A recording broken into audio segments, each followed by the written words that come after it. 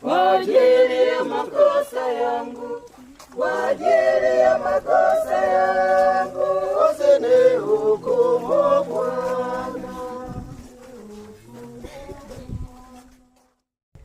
Kwa jina la Baba na la Mwana na la Roho Mtakatifu. Amina. Bwana awe nanyi.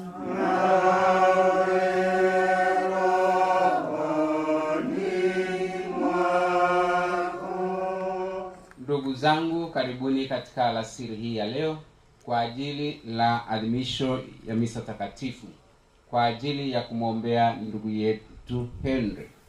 Siku hii ya leo, kwa tunapomaliza rasmi msiba wa ndugu yetu, basi tunamshukuru Mwenyezi Mungu kwa shughuli zote ambavyo zilivyoenda tangu msiba ulipotokea na hata kufikia siku hii ya leo.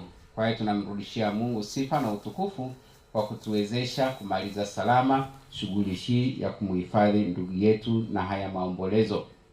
Pamoja na hiyo, tunaendelea kuiombea familia moyo mkuu katika tokeo hili lililotokea. Pamoja na sisi wenyewe, basi tuendelee kujitayarisha ili siku yoyote Bwana atakapotuita turudi nyumbani tupate kuwa tayari. Hivyo ndugu zangu, tukiwa na nia hiyo, na tumuombee ndugu yetu aendelee kupata pumziko la milele mbinguni. Kabla ya kutolea nia zetu, tukiri dhambi zetu ili tupate kustahilishwa kuadhimisha mafumbo matakatifu. Na muungamia Mungu Mwenyezi. Nani ndugu zangu, kwani nimekosa mno Kwa mawazo, kwa maneno, kwa matendo na kwa kutimiza wajibu. Nimekosa mimi, nimekosa sana.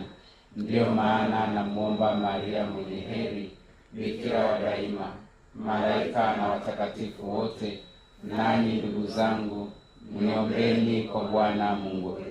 Mungu Mwenyezi atuhurumie, atusamehe dhambi zetu, atufikishe kwenye uzima wa milele. Amen.